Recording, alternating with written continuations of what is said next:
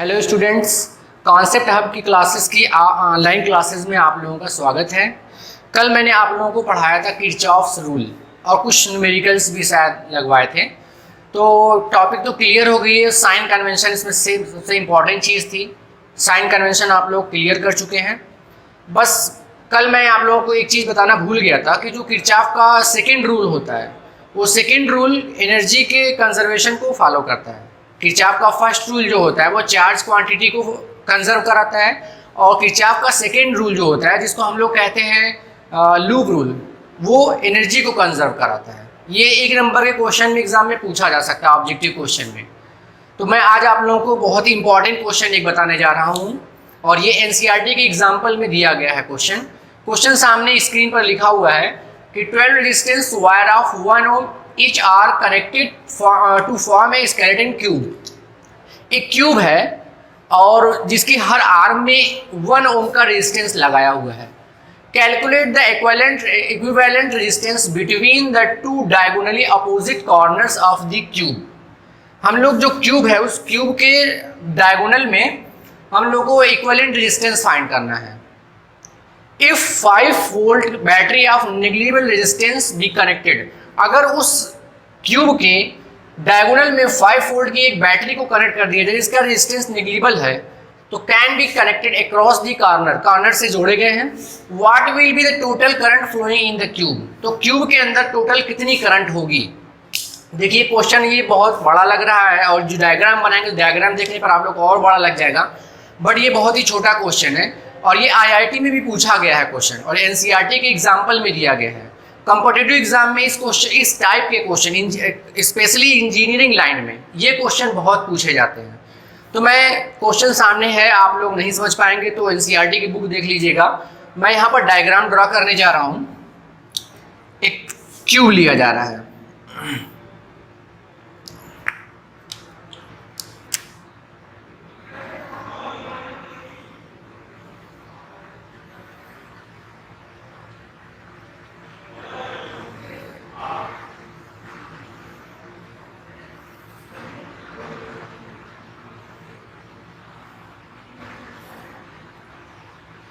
ठीक है। ये क्यूब है और इसके 2 डायगोनल हैं।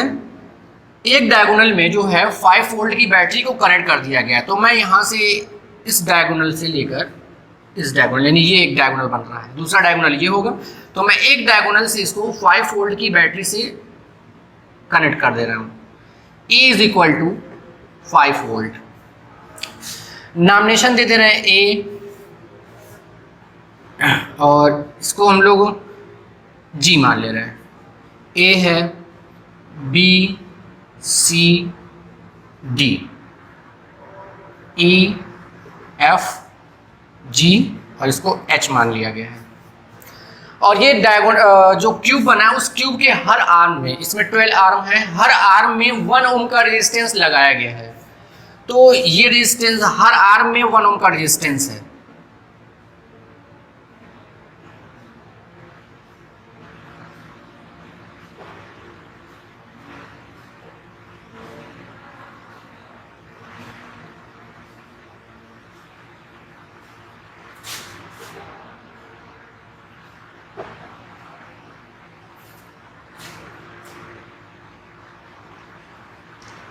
देखिए जितने भी आर्म्स थी सब में मैंने रेजिस्टेंस को ड्रॉ कर दिया है, और सारे रेजिस्टेंस की जो वैल्यू है वो 1 ohms दी गई है क्वेश्चन में। अब हम लोग को फाइंड कर, और ये भी क्वेश्चन में दिया गया कि डायगोनल से 5 वोल्ट की बैटरी को कनेक्ट किया गया है। अब देखेंगे एनसीईआरटी की इस टाइप के क्वेश्चन में आप लोगों को बता रहा हूँ, इस टाइप के क्वेश्चन में हम लोग जो बैटरी से जो करंट आती है उस करंट को हम लोग स्पेशली 6 ohm ले लेते हैं, 6 एम्पियर लेते हैं। जानबूझ के इस करंट को 6 एम्पियर या 6I मान लिया जाता है, 6I एम्पियर की करंट मानी जाती है, ताकि इसके जितने भी पार्ट में डिस्ट्रीब्यूशन हो करंट का, वो करंट मतलब अपान के फॉर्म में ना आने पाए, एक कंप्लीट नंबर रहना चाहिए। जैसे 2 आएगा फिर उसके बाद डिवाइड होगा तो 1 होगा। अगर हम एनसीईआरटी की बुक में देखेंगे तो एनसीईआरटी की बुक का जो एग्जांपल सॉल्व किया गया उसमें 3 एम्पियर की करंट मानी गई है, तो 3 एम्पियर है, फिर लास्ट में जब आएगा तो 1/2 आ जाएगा। इससे भी आंसर इस पे बहुत ही ईजिली सॉल्व होगा, बट मैं जानबूझकर 6 एम्पियर बता रहा हूँ ताकि जब हम करंट का डिस्ट्रीब्यूशन करें तो अपान के फॉर्म में ना आने पाए। अपान के फॉर्म से भी आंसर आपका आ सकता है, बट अपान का फॉर्म थोड़ा सा दिक्कत करेगा, कैलकुलेशन में कहीं ना कहीं आप लोग मिस्टेक कर देंगे, इसलिए मैं वहाँ से 6 एम्पियर की करंट को ले रहा हूँ। तो मान ले रहे हैं इस बैटरी के अंदर से 6 एम्पियर की करंट आ रही है, तो यहाँ से मैंने ड्रा कर दिया, यहाँ पर लिख दिया 6I। स्पेशली है, आप लोग 3 भी लेकर सॉल्व कर सकते हैं, 12 लेकर भी सॉल्व कर सकते हैं, तो मैं यहाँ पर 6 ले रहा हूँ, ये इजी क्वेश्चन बना, ये आंसर को इजी बना देगा। तो हम लोग यहाँ से देख रहे हैं कि बैटरी से 6 एम्पियर की करंट आ रही है, और करंट आने के बाद ये 3 पार्ट में देखिए, एक इधर से चला जाएगा, एक इधर जाएगा और एक इधर जाएगा, 3 पार्ट में डिवाइड हो जाएगी, क्योंकि इस पॉइंट ए से 3 वायर निकले हुए हैं 3 डायरेक्शन में, एक ये हो गया, दूसरा और ये तीसरा, तो 3 पार्ट में डिवाइड है, और इनका जो रेजिस्टेंस है सबका रेजिस्टेंस सेम है, तो रेजिस्टेंस जब सेम है तो करंट का डिस्ट्रीब्यूशन भी इक्वली होगा, यानी 6 को 3 पार्ट में डिवाइड करेंगे, 2-2 एम्पियर की करंट फ्लो होना स्टार्ट हो जाएगी। इसमें आ जाएगी 2 एम्पियर की करंट 2I, इसमें भी 2I आ जाएगी, इसमें भी 2I आ जाएगी। देखिए 6 था, 2 4 एंड 6 हो गया, करंट डिस्ट्रीब्यूशन हो गया। अब हम देख रहे हैं इस वायर के थ्रू यहाँ पर पॉइंट ई पर आकर ये भी 2 पार्ट में, देखिए एक इधर जा रहा है एक इधर जा रहा है, 2 पार्ट में डिवाइड हो गई, तो 2 अब यहाँ पे भी दोनों का रेजिस्टेंस इक्वल है, इसका मतलब इन दोनों में भी करंट का जो डिस्ट्रीब्यूशन होगा इक्वली डिस्ट्रीब्यूट होगा, तो इसमें करंट जाएगी और इसमें भी करंट जाएगी, मगर इन दोनों की करंट इसकी वजह से इसका इक्वली पार्ट डिस्ट्रीब्यूट हो जाएगा। 2 को 2 इक्वल पार्ट में डिवाइड करेंगे तो इसके अंदर करंट आ जाएगी 1। अभी देखिए मैं यहाँ 3 लेता तो यहाँ पर करंट 1 हो जाती, और 1 से यहाँ पर आकर 1/2 हो जाती, बट मैं कंप्लीट नंबर ले रहा हूँ इसीलिए यहाँ पर मैंने 6 लिया था। 6 एम्पियर की करंट फ्लो हो रही है, यहाँ पर गई I हो गई, यहाँ पर भी गई I हो गई। अब हम देख रहे हैं इस वाले वायर से करंट का 2 पार्ट डिस्ट्रीब्यूट हो रहा है, कि यहाँ पर देखिए BF एंड BC 2 पार्ट में डिस्ट्रीब्यूट हो रहा है, इसमें भी करंट चली जाएगी, इसमें भी करंट जाएगी, और ये करंट का डिस्ट्रीब्यूशन इस 2I की वजह से हो रहा है, तो इसमें भी जो करंट जाएगी इनका भी रेजिस्टेंस इक्वल है, तो करंट का डिस्ट्रीब्यूशन सेम होगा, इसमें भी करंट I, इसमें भी करंट I चली जाएगी। अब लास्ट बच रहा है ये वाला वायर, यहाँ पर D पर आकर ये भी 2 पार्ट में डिवाइड हो रहा है, इनका भी रेजिस्टेंस इक्वल होने की वजह से इनका भी करंट डिस्ट्रीब्यूशन सेम होगा, इसमें जो करंट जाएगी वो भी I होगी, इसमें भी करंट जो जाएगी वो भी I होगी। देखिए 6 एम्पियर की थी, 2 पार्ट में डिवाइड हुई, फिर उसके बाद 2 एम्पियर की डिवाइड हुई, फिर उसके बाद 1 एम्पियर में हो गई।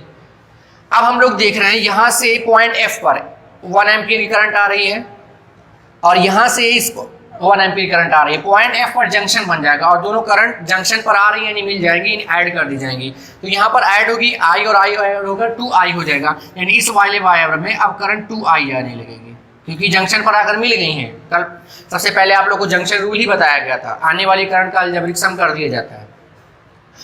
अब हम लोग देख रहे हैं कि ये वाली वायर की करंट 1 एम्पियर की है, और यहाँ से भी 1 एम्पियर आ रही है, यहाँ पर मिल रहे हैं C पॉइंट पर, तो 1 एम्पियर करंट यानी यहाँ पर आकर 2 एम्पियर हो जाएंगी, और इस वायर में जाने लगेगी 2 एम्पियर की करंट फ्लो होने लगेगी। अब उसके बाद यहाँ पर देख रहे हैं इस वाले वायर से 1 एम्पियर आ रहा है, इस वाले वायर से 1 एम्पियर आ रहा है, H पॉइंट पर जंक्शन बनेगा, इसमें भी इस वाले वायर के अंदर 2 एम्पियर की करंट फ्लो होने लगेगी, और ये हो जाएगा 2I, यानी यहाँ से 2I पॉइंट G पर। अब देखें इतना हो गया। अब देख रहे हैं ये वाली 2 एम्पियर की करंट इधर से आ रही है पॉइंट G पर, ये वाली भी 2 एम्पियर की करंट आ रही है पॉइंट G पर मिलेगी, ये वाली 2 एम्पियर करंट यहाँ पर भी G पर मिल रही है, तो तीनों करंट आ पर 2 एम्पियर 2 एम्पियर 2 एम्पियर तीनों आकर G पॉइंट पर मिल जा रही हैं, और मिलने के बाद हो जाएगा 6 एम्पियर, क्योंकि यहाँ भी जंक्शन बन रहा है, तो 6 एम्पियर की करंट इसमें से वापस चली जाएगी, जितना हम लोगों ने माना था। देखिए 6 एम्पियर करंट इस सेल से लिए थे, 6 एम्पियर करंट वापस इसमें जा रही है, एकदम इजी हो गया।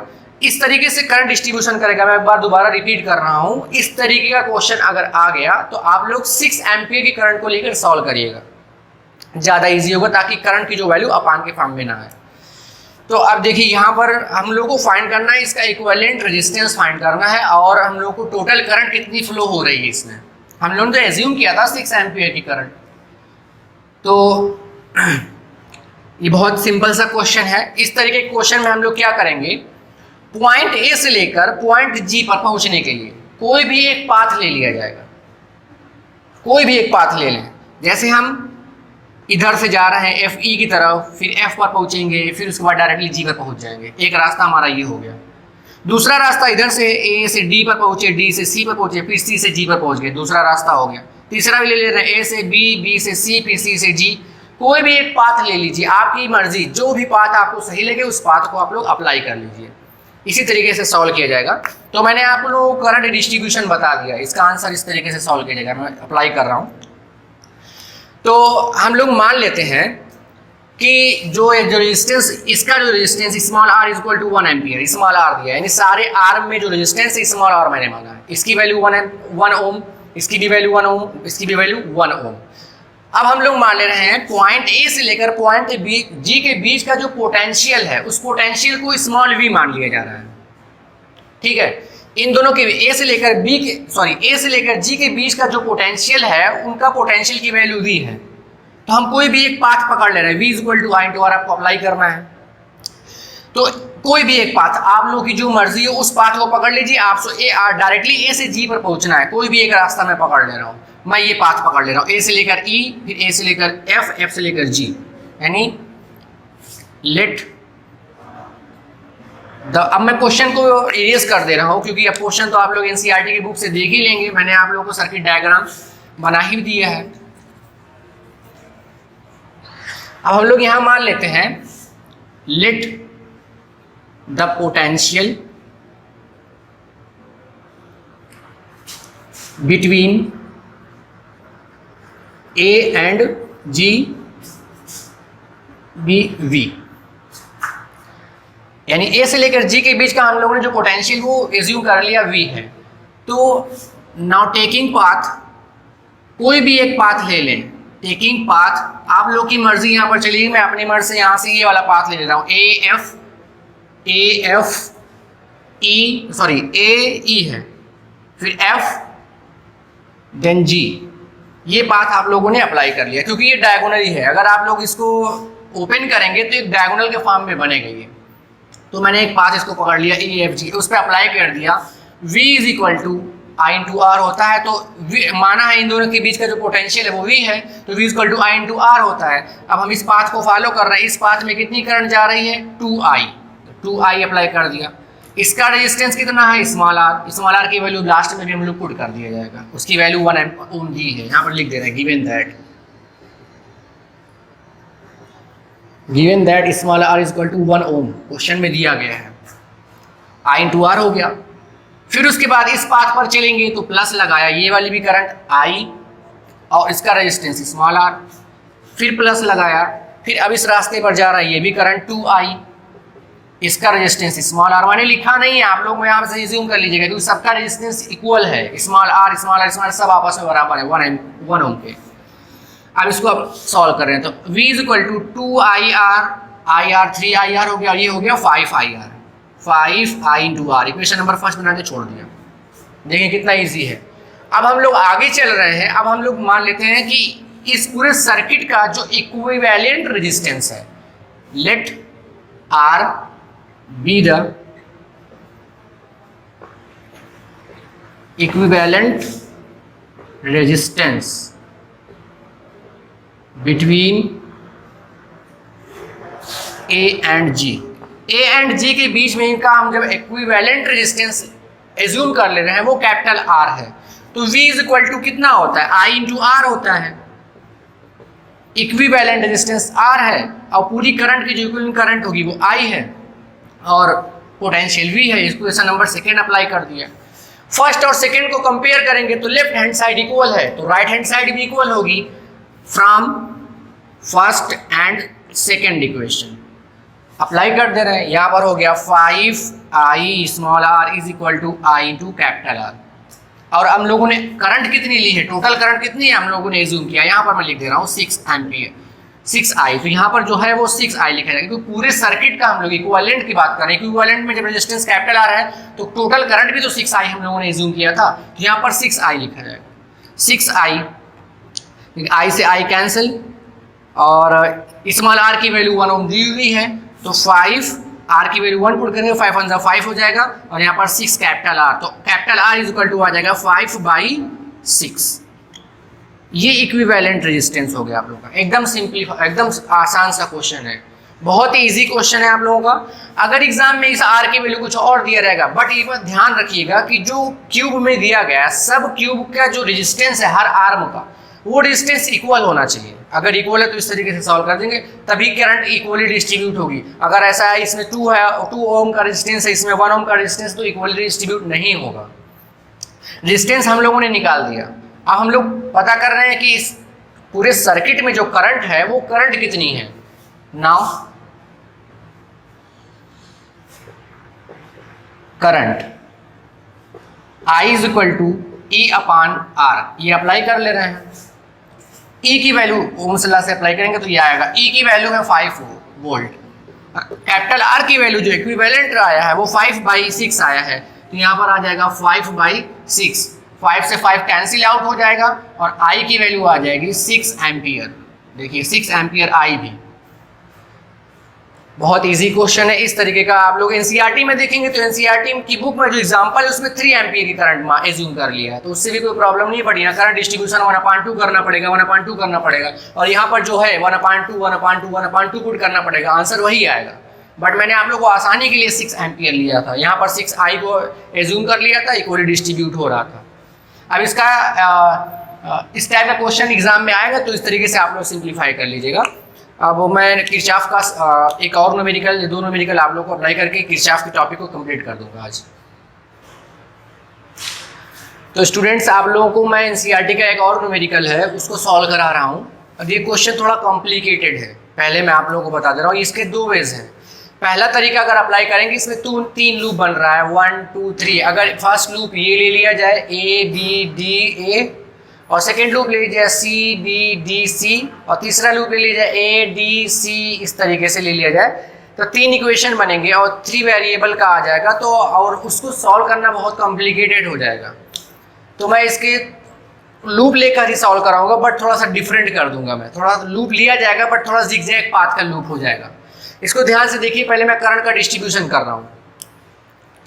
करंट यहाँ से हम लोग मान ले रहे हैं। देखिए यहाँ पर क्वेश्चन में दिया गया determine the current in each branch of the network. एक नेटवर्क बनाया गया और इनके हर ब्रांच में करंट की वैल्यू फाइंड करना है। और इस डायग्राम के मतलब एक पैरेललोग्राम बना हुआ है, उसके एक डायगोनल में 10 वोल्ट की एक बैटरी को कनेक्ट कर दिया गया जिसका इंटरनल रेजिस्टेंस 10 ओम दिया गया है, और बाकी रेजिस्टेंस सामने आप लोगों के बने हुए हैं। इसमें से हम लोग हर ब्रांच में आप लोगों को करंट फाइंड करना है। करंट का डिस्ट्रीब्यूशन मैं आप लोगों को बता चुका हूँ। हम लोग यहाँ से मान ले रहे हैं सेल के अंदर से जो करंट आ रही है वो I आ रही है, तो इस वाले के अंदर करंट वही सेम नहीं जा सकती क्योंकि इसमें रेजिस्टेंस 10 ओम का है, इसमें 10 ओम का है, बट ये डिस्ट्रीब्यूट हो रहा है 2 वायर में, तो यहाँ पर जो चला जाएगा उसको हम लोग एज्यूम कर ले रहे हैं I1। तो इसमें जो करंट जाएगी, कल की टॉपिक मैंने आप लोगों को बताया था करंट का डिस्ट्रीब्यूशन किस तरीके से होता है। अगर इसमें I1 चली जाए तो इसमें कितनी जाएगी। इसके अंदर जो करंट जाएगी वो हो जाएगी I माइनस I1, ये करंट हो गई I minus I1।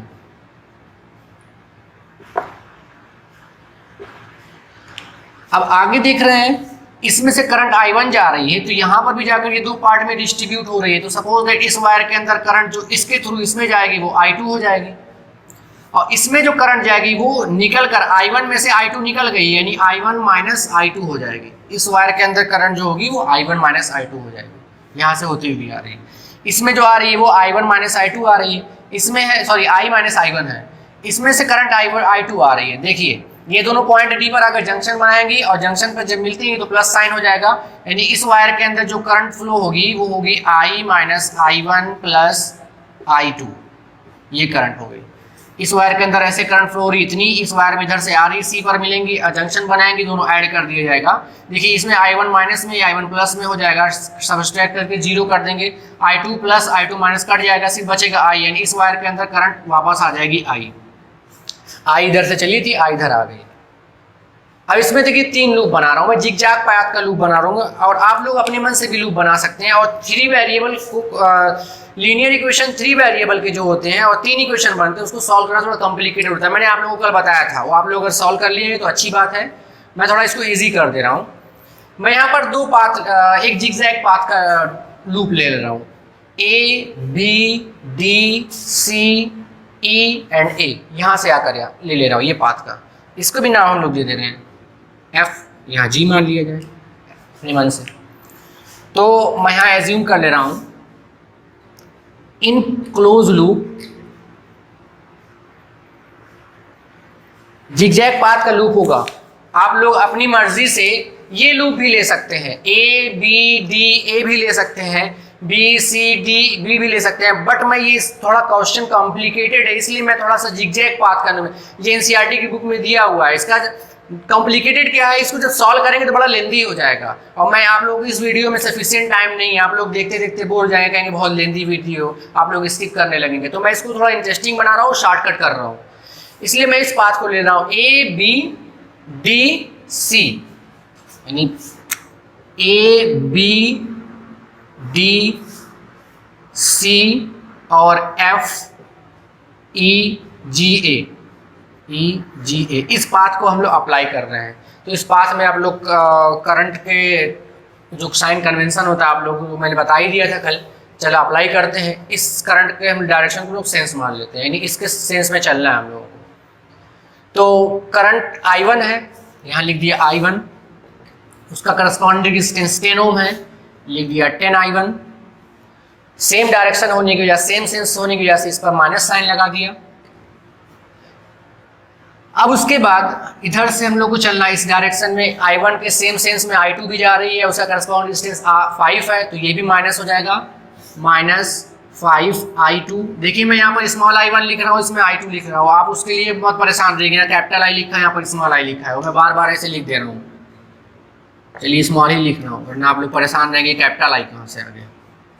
Same sense होने वजह माइनस साइन, फिर आप लोग को इधर जाना है क्योंकि डी से आप लोग सी में लिखा है यहाँ पर लूप, तो डी से ये भी सेम सेंस आ रहा है, हमको ऐसे ही जाना है जैसे जैसे हम लोगों ने पढ़ा है उस तरीके से आप लोग को आना जिगजैग पाथ पर।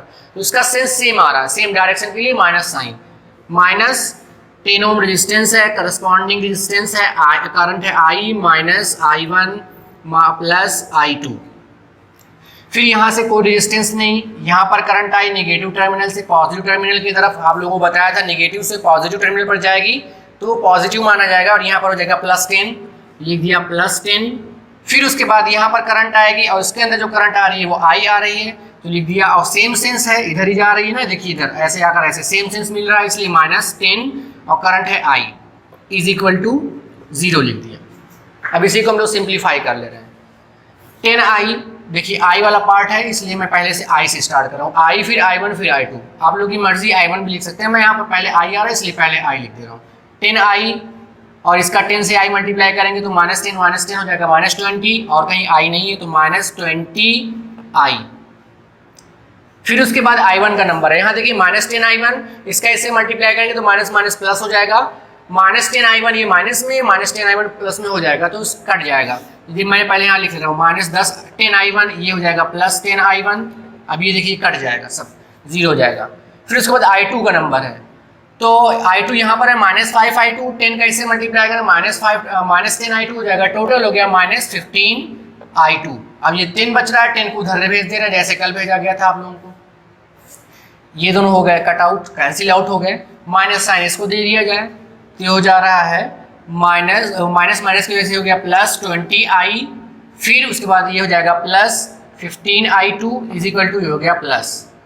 इक्वेशन नंबर फर्स्ट अभी मैंने बनाई है क्योंकि ये भी आपस में 5 से डिवाइड हो सकता है, इसको मैं शॉर्टकट कर तरीके में कर दे रहा हूँ, तो डायरेक्टली मैं कर दे रहा हूँ। इसका इससे डिवाइड करेंगे तो 5 से डिवाइड करने पर हो जाएगा 4, इसका 5 से डिवाइड करेंगे तो हो जाएगा 3, इसका 5 से डिवाइड करेंगे तो हो जाएगा 2। शॉर्टकट तरीके से मैंने सिंप्लीफाई करके किया है, आप लोग जब इसको सॉल्व करना शुरू करेंगे तो ये लाइन देखकर चौंक जाएंगे ये कैसे हो गया।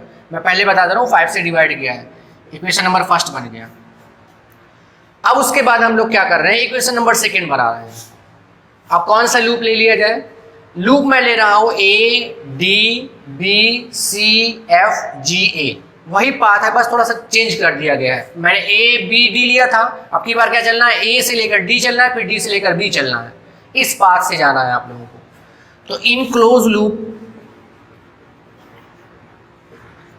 ABCFEGA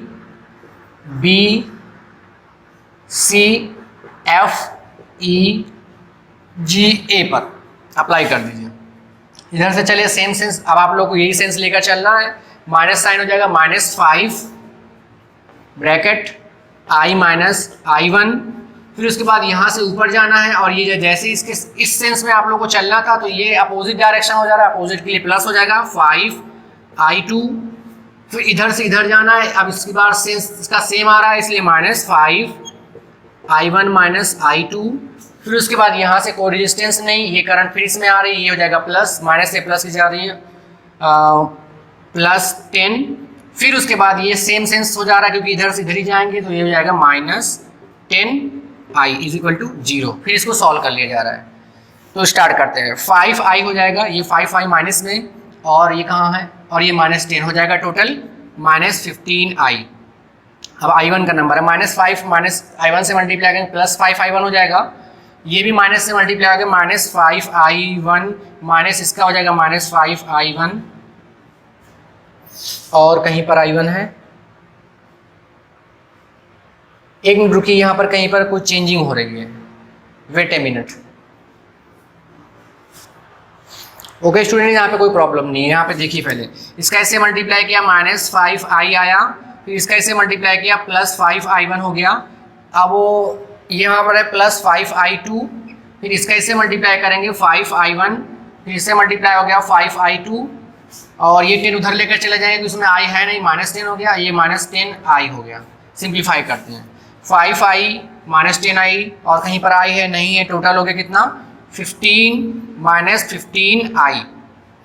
ओके, अब i1 का नंबर है, देखिए 5i1 और -5i1 दोनों सब्ट्रैक्ट होकर 0 हो जाएगा, 5i2 टोटल हो गया +10i2 और कुछ बचा है 5i2, ये तो हो चुका है, ये हो गया, ये हो गया, ये कट हो गया, ये हो गया, ठीक ओके, और -10 उधर चला गया -10। अब इसमें भी देखिए 5 से डिवाइड करेंगे तो ये हो जाएगा -3, माइनस इसको दे दीजिए तो प्लस हो जाएगा, ये माइनस इसको दिया प्लस, ये माइनस हो जाएगा, वो माइनस हो जाएगा, माइनस से मल्टीप्लाई किया गया दोनों साइड में। अब इसको 5 से डिवाइड करते हैं तो ये हो जाता है 3i प्लस, ये माइनस है तो माइनस हो जाएगा, इसका 5 से डिवाइड करेंगे तो 2i2 हो जाएगा, इसको हो जाएगा 2, इक्वेशन नंबर सेकंड हो गया। देखिए दो इक्वेशन बन रहे हैं, पहला इक्वेशन हो गया, दूसरा इक्वेशन हो गया। मैंने ये पाथ जिगजैग पाथ इसलिए लिया है क्योंकि इसमें भी 3 इक्वेशन बनना ही कंपलसरी, क्योंकि इसमें 3 वेरिएबल आ रहे हैं, i आ रहा है, i1 आ रहा है, i2 आ रहा है, 3 वेरिएबल बनेगा। बट मैंने ये जिगजैग पाथ का लूप इसलिए लिया है क्योंकि ये बहुत ईजी तरीके से सॉल्व हो जा रहा है। अगर हम लोग ये लूप लेकर चलते तो भी 3 इक्वेशन बनता, 3 वेरिएबल का होता, मगर वो जो इक्वेशन होता है वो बहुत ही कॉम्प्लिकेटेड तरीके से सॉल्व होता, बहुत मेहनत करनी पड़ती, इसलिए मैंने जिगजैग पाथ लेकर इस इक्वेशन को बनाया है। अभी देखिए ये इक्वेशन बहुत इजीली सॉल्व हो जाएगा और i2 की वैल्यू आ जाएगी और हम तीसरे लूप को लेकर सॉल्व कर सकते हैं। देखिए पहला इक्वेशन हो गया 4i + 3i2 = 2 हो गया, 3i - 2i2 = 2। अभी 2 ही इक्वेशन बने हैं, मैं पहले इन दोनों इक्वेशन को सॉल्व करके कोई एक करंट की वैल्यू फाइंड कर लूंगा, फिर उस करंट की वैल्यू फाइंड करने के बाद तीसरा कोई लूप लूंगा, अपनी मर्जी से कोई भी तीसरा लूप ले लूंगा, ये वाला लूप ले लूंगा जिसमें या तो ये वाला लूप ले लूंगा, कोई भी मर्जी हो, उस लूप में लेकर उसकी वैल्यू पुट कर दूंगा, आंसर आ जाएगा। पहले आप लोग को मैंने इतना बता दिया है, एक बार मैं आपको दोबारा बता रहा हूँ, ये क्वेश्चन कॉम्प्लिकेटेड था इसलिए मैंने लूप को अपनी मर्जी से लिया है और जिगजैग पाथ कर दिया है। अगर आप लोग बहुत पढ़ने में मैथमेटिकल टर्म में बहुत तेज है तो अपनी मर्जी से भी ये लूप लेकर सॉल्व कर सकते हैं, उसमें भी 3 वेरिएबल का 3 इक्वेशन बनेगा, सॉल्व करने में आप लोगों को प्रॉब्लम होगी मगर आ जाएगा। अब आगे मैं इसको इरेज कर रहा हूँ, इन दोनों को सॉल्व करना होगा। सो स्टूडेंट्स, जो पहला इक्वेशन और दूसरा इक्वेशन बना था उस दोनों इक्वेशनों को हम लोग सॉल्व कर ले रहे हैं ताकि कोई एक करंट की वैल्यू आप लोगों को पता चल जाए। तो मैं देखिए, तो first equation 4i + 3i2 = 2, second equation है 3i - 2i2 = 2। ये 2 वेरिएबल के लिए इक्वेशन बन रहा है, इसको सॉल्व करना आप लोग जानते ही होंगे। क्या करना है, किसी एक वेरिएबल को इसमें से टर्मिनेट करना है। तो हम लोग फर्स्ट इक्वेशन में 3 से मल्टीप्लाई करते हैं, फिर उसके बाद ऐड कर देंगे सेकेंड इक्वेशन में, इसमें अगर 3 से किया है तो इसमें 4 से कर देंगे, 4 × सेकेंड इक्वेशन और ऐड कर देंगे।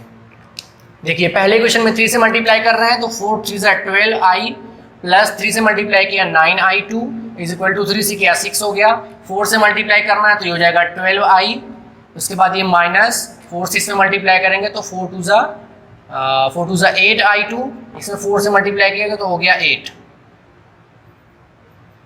ताकि ये i की जो वैल्यू है वो टर्मिनेट हो जाए। तो अब इसमें क्या कर रहे हैं, देखिए अपोजिट साइन पहले ही मिल रहा था इसलिए मैंने ऐड कर दिया, दोनों का साइन सेम होता है इसलिए हम लोग क्या करते, सब्ट्रैक्ट कर देते।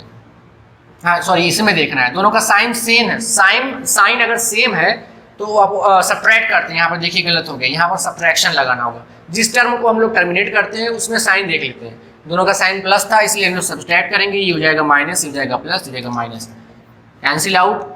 9 8 17 I2 इज इक्वल टू, इसमें हो जाएगा 2, अभी माइनस में I2 की वैल्यू आ गई -2/17, यानी करंट जो I2 है वो 2/17 आ रही है। करंट की वैल्यू माइनस नहीं होती है क्योंकि ये स्केलर क्वांटिटी होती है, इसलिए हम लोग माइनस को नेगलेक्ट कर देंगे। I2 की वैल्यू 2/17 आ गई, एकदम आसान तरीके से। अब I2 की वैल्यू फर्स्ट इक्वेशन चाहे सेकेंड इक्वेशन में पुट करेंगे, करंट I की वैल्यू आ जाएगी। On putting the value of I2 in first equation, मैं पहले इक्वेशन में रख दे रहा हूँ, आप लोग दूसरे में भी रख सकते हैं।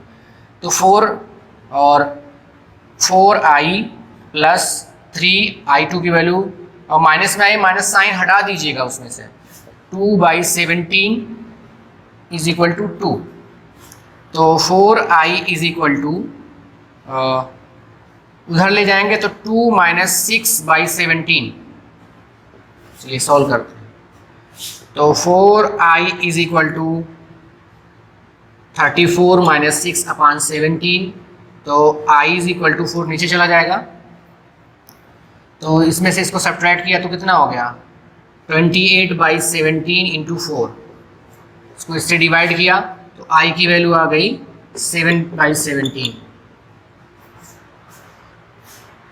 एक बार मैं चेक कर ले रहा हूँ i की वैल्यू कितनी आ रही है। स्टूडेंट देखिए यहाँ पर I2 की वैल्यू माइनस साइन में आई है। जब उसकी वैल्यू को सॉल्व करने के, जब इसको सॉल्व करना होगा तो इसमें पुट करेंगे, साइन के साथ पुट करेंगे। मगर ध्यान रखिएगा जो करंट होती है, अगर हम उसकी करंट का मैग्नीट्यूड बताएंगे, करंट की एक स्केलर क्वांटिटी होती है, करंट की वैल्यू माइनस हो नहीं सकती। मगर हमको इस इक्वेशन को सॉल्व करना है, तो सॉल्व करने के लिए जो वैल्यू आई उसको डायरेक्टली पुट करना होगा, उस टाइम उसको माइनस साइन नहीं हटाना होगा। तो जब हम I2 की वैल्यू पुट करेंगे वो माइनस के साथ पुट करेंगे। तो on putting the value of I2 in first equation, जैसे ही फर्स्ट इक्वेशन में रखेंगे ये प्लस था तो हो जाएगा माइनस, यहाँ माइनस साइन के साथ पुट करना होगा। तो 2 3 6 उधर लेकर जाएंगे तो 2 + 6/17 आएगा। तो 17 2 34, 34 + 6। एक बार फिर से ध्यान में रखिएगा, करंट की वैल्यू माइनस नहीं होती, स्केलर क्वांटिटी होती है। बट इस इक्वेशन को सॉल्व करने के, इस इक्वेशन को भी हम लोग सॉल्व कर रहे हैं, तो जो इक्वेशन में वैल्यू आएगी उसको ही पुट करना पड़ेगा ना। लास्ट में हम लोग निगलेक्ट कर देंगे कि बता भी देंगे करंट एक स्केलर क्वांटिटी होती है इसलिए I2 की माइनस में नहीं हो सकती, मगर इस इक्वेशन को सॉल्व करने के लिए पुट करना पड़ेगा। ये बात ध्यान रखिएगा वरना कंफ्यूज हो जाएंगे, क्योंकि जैसे मैं अभी हुआ था। तो I की वैल्यू हम लोग यहाँ पुट करेंगे, हो जाएगा 40/17, और 4 डिवाइड होगा तो 4 से कैंसिल आउट हो गया 10/17। देखिए दो करंट की वैल्यू आ गई, I2 भी आ गया, I भी आ गया। बस हम लोगों को सिर्फ I1 की वैल्यू पता करना है। देखिए बहुत ईजी, ये टर्म तो 9th 8th में आप लोग पढ़े ही होंगे, बहुत लीनियर इक्वेशन को सॉल्व करना है। बस अब एक अगला टर्म है, जब I2 और I की वैल्यू पता चल जाए तो कोई भी एक लूप ले लीजिए, कोई भी एक लूप और उसमें इनकी वैल्यू सॉल्व कर दीजिए, आंसर आ जाएगा। मैं इस लूप को लेके सॉल्व कर ले रहा हूँ क्योंकि इस लूप में I1 भी आ रहा है, कहाँ गया, I1 की वैल्यू फाइंड करना है, और इस लूप में I2 भी आ रहा है और I भी आ रहा है। इन दोनों को मिलाकर हम लोग I1 की वैल्यू पुट कर सॉल्व कर लेंगे। तो अब क्या कर रहे हैं, इन लूप, इसको थोड़ा छोटा कर रहा हूँ, first equation second equation, now in loop, close loop है ABDA में, ABDA। देखिए अगर कहीं पर स्टेप आप लोगों को एक बार में नहीं समझ में आ रहा है तो उस स्टेप को आप लोग बैकवर्ड डायरेक्शन में आप लोग दोबारा रिपीट करके देख सकते हैं, कंफ्यूज मत रहिएगा।